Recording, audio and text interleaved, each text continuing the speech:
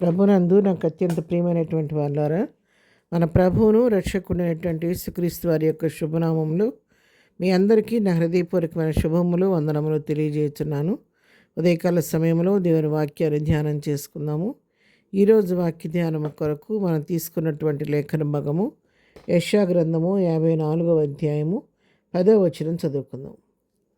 పర్వతములు తొలగిపోయినను, మెట్టలు తత్తరిల్లినను, నా కృప నిన్ను విడిచిపోదు, సమాధాన విషయమైన నా నిబంధన తొలగిపోదు అని నీ యందు జారిపడి యెహోవా సెలవిచ్చుచున్నాడు. ఆమెన్. దేవుని నామమునకు మహిమ కలుగును గాక. ఈ వాక్య భాగాన్ని మనం గమనించినట్లయితే మరి తన బిడ్డలైన వారితో దేవుడు చేస్తున్నటువంటి వాగ్దానం, పర్వతములు ఒకవేళ తొలగిపోవచ్చు కానీ, మెట్టలు తత్తరిల్లిపోవచ్చు కానీ, నా కృప ఎప్పుడు కూడా నిన్ను విడిచిపోదు అని దేవుడు ఈ ఉదయకాల సమయంలో మనకు వాగ్దానం చేస్తున్నాడు. గొప్ప అభయాన్ని ప్రభు మనకు అనుగ్రహిస్తూ ఉన్నాడు. సమాధాన విషయమైన నిబంధన తొలగిపోదని చెప్తున్నాడు.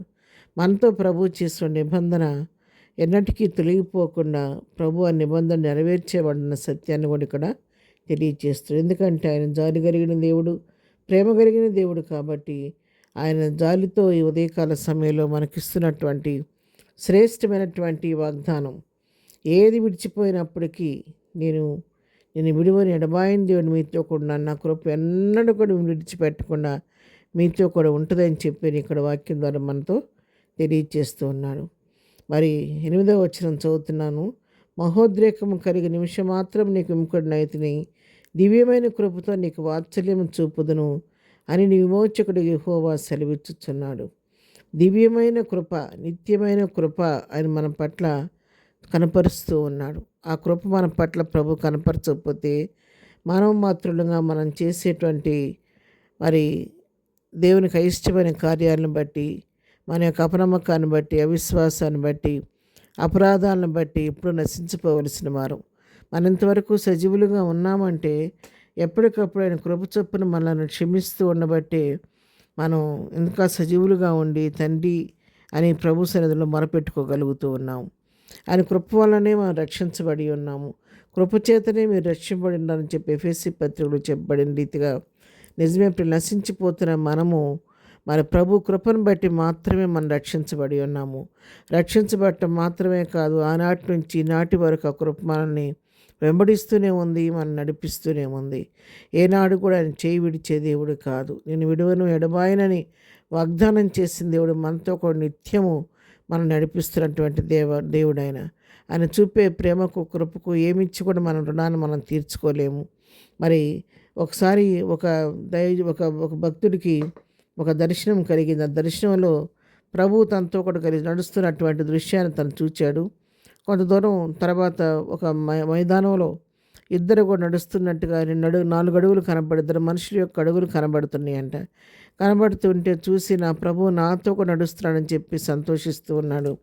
కొంత దూరం అయిన తర్వాత మరి మంచిగా ఉన్నటువంటి త్రోవ అయిపోయి కొంచెం క్లిష్టమైనటువంటి పరిస్థితుల్లో, నడవలేని పరిస్థితిలో, దారి లేని పరిస్థితిలోకి వచ్చేసరికి ఆ బాటలో 1 అడుగులు మాత్రమే కనబడుతున్నాయి అంటే 2 కనపడుతున్నాయి, మరొక 2 అడుగులు కనపట్టలేదు. అనుకున్నాడంట ఆ భక్తుడు, మరి చూసావా దేవుడు ఇంతవరకు నాతో నడిపించాడు, ఇలాంటి క్లిష్ట పరిస్థితులు వచ్చినప్పుడు, నడవలేని దారిలోకి వచ్చినప్పుడు ఆయన విడిచిపెట్టి వెళ్ళిపోయాడు.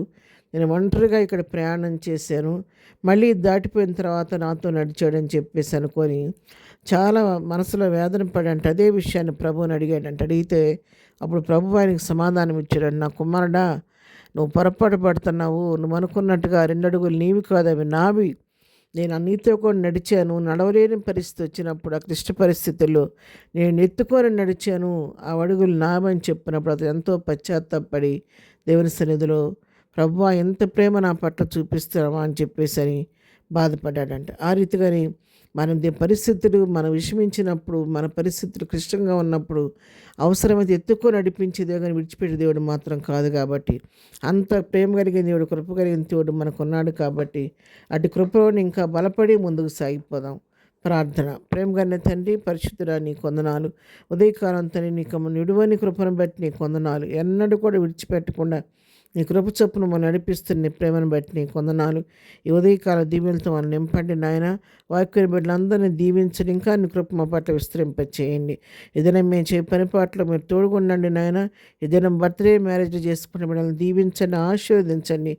నీ కృపకు పాత్రులుగా చేయండి నాయన. ఎవరు ఏ సమస్యలున్నా ఆ సమస్యలు పరిష్కరించి నీ కృపకు అందరినీ పాత్రులుగా చేసి మహిమాగంత ప్రభావాన్ని మీరే పొందుకోమని యేసునామములో ప్రార్థించడి పొందుకొని ఉన్నాం తండ్రి. ఆమెన్. ప్రభు కృప సదాకాలం మనందరికీ తోడయుండి నడిపించునుగాక. ఆమెన్.